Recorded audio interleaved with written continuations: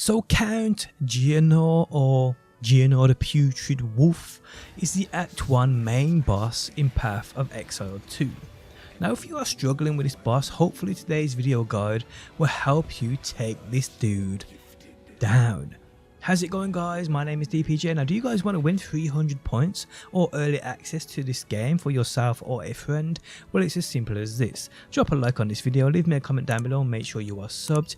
I will pick one winner from the comment section and announce them on tomorrow evening's video, so good luck everybody. So if you are watching this for help and guidance, trust me guys, I understand your pain. This dude really took it out of me for sure. The Act 1 boss really sets the standard in regards to difficulty, I feel, even though I haven't had any issue with bosses previous to this. This was the kind of boss I was expecting coming into the game after what I'd read from early reviews. So this boss has many mechanics with a few different phases. Hopefully today I can teach you guys this dude's mechanics, helping you out, how you avoid his attacks and so forth. Now in regards to how you actually defeat him, well that will be a difficult one to explain due to the variety of different classes and builds in this game. I'm playing on which I was having most luck using ranged spells like Essence Drain, while also using my Contagion, while my minions stood around not doing much but dying and at least dropping me orbs to help replenish my shield. But ranged damage for me definitely works best for this dude. When you're all up in his face, he's constantly swinging, constantly biting, it's going to be much harder. Unless you're a tank, that is, and he can tank damage. Either or guys, I can't really help you guys with the damage part. That's something you're going to have to do yourself. What I can do though is teach you this guy's mechanics and teach you the points of when you should be attacking this guy. Also, if I am honest, at the point of you meeting this boss at the end of Act 1, there's going to be a high chance you won't be fully equipped to breeze through this dude. So I suggest if you can, put on as many cold resistance attributes as you can get your hands on. It will seriously help you out with this boss. Okay, so this fight starts with Count Geonor swinging his sword at you. Here it's as simple as just dodging and attacking back. Nothing too difficult here for the first 5 seconds at least. Now all of his attacks throughout this battle are easily recognisable due to the audio cue that comes with them. The first one he normally does as you enter this fight, he shouts, first one's Aya, I believe that's what he says. Where he will shoot a projectile out of his sword. This one you probably don't want to be standing in front of, just stand to the side or behind him or dodge out the way of it while you're attacking at the same time. He then normally follows this up with a sword charge at you, where if he hits you, he pins you to the wall. Here he will shout, you will pay with your life. You'll pay with your life. Again, a simple dodge gets you away from this thing. Now with this attack, if he misses you and you are standing right behind him, he normally follows it up with a 360 swing of that sword, which again you need to dodge away from. Now moves where he misses you are the perfect times for you to lay down your own damage. Now depending on the damage you've dealt guys, there's a chance he will cycle through a few of these attacks. His next attack normally is the same as the first one, where he fires that projectile at you, but at the same time here guys, he will shout easy prey, where shortly after he slams his sword into the ground, giving off a small AoE cold effect which will slow you if you're in it, where he then transforms into a wolf. Now he does have a few attacks exclusive to his wolf form. The first one comes with a howl where he summons minions into the battlefield. These are those perfect targets for you to recuperate some health. Now while he is in wolf form, his first attack normally sees him vanish and then quickly come falling from the sky, seen by the red circle indicator on the floor. This one does hit pretty hard, so a perfectly timed dodge or quickly getting out of that red circle here is something I recommend. His next main attack in that wolf form, after a few lunges at you, sees him bend down and spew out a few orbs in front of him with a few markers on the floor. He then will charge through these, firing out projectiles to the sides of where he runs. Here it's best to get behind him when he does this. Being at the side of these attacks or in front of him when he charges hurts. Now after this attack he quickly comes back, so be ready to dodge. From this point guys, again he will vanish and fall from the sky, again seen by that red indicator on the floor, which you don't want to be in, and again he will transform back into Count Geonor. Now Count Geonor from this point will cycle through the attacks and mechanics we discussed until you get his health down to half. Once his health is at half guys, it welcomes in the second phase of this fight, where he transforms into Geonor the Putrid Wolf. And this phase is a whole heap harder.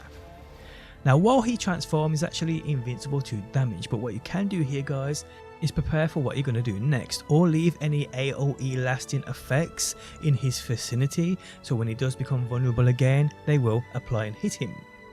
So his attacks in this phase are definitely centered more towards that cold, which comes with you being frozen and slowed if you're not very careful. Okay, so as soon as he does transform, he will do his chilling thrust move, seen by the audio cue. Here he spews out cold up directly in front of him, which you really don't want to be trapped in, so get to the sides or get behind him while you're laying down that damage here.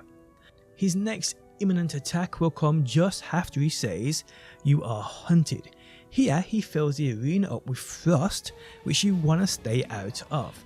You want to get to the center of the room where that frost is clear.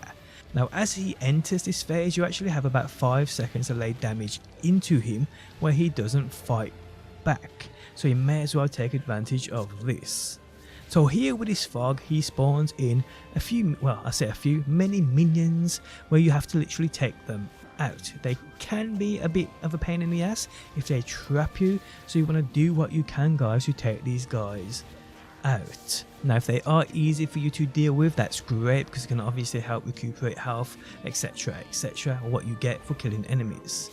Now in reality you can run away from these, leading them in a circle, but it's very difficult to do.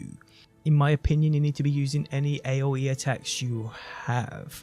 But also guys, at the exact same time, you need to listen out for the boss's audio cues, because within this phase, he also comes running across the screen, doing massive damage if he hits you, and dodging at the right time will allow you to avoid these attacks. So you will hear him talk, and literally as he stops talking, he will come charging across the screen. And he will do this literally 5 or 6 times of this same attack with him coming running across the screen. So you need to have your wits about you here. Under the moon, the pack suffered but endured, and howled now in Wither away.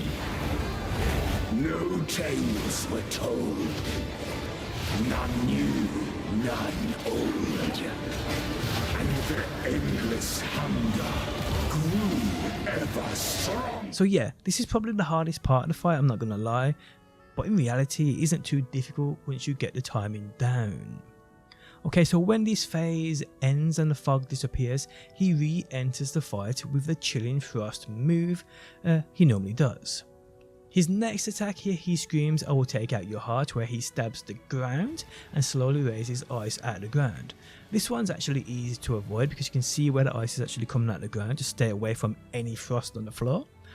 Or if you're in that, a perfectly timed dodge as it comes out the floor will see you avoiding it. Or stand in a spot in the arena where there's no ice on the floor like I said, and just lay down that damage to him. Now his next attack, he says Requiem on High. Here he starts shooting down freezing projectiles from the sky, and if they hit you, they normally freeze you on the spot. And if you are frozen on the spot guys, normally the next following projectiles normally land on your face, so you definitely want to be avoiding these.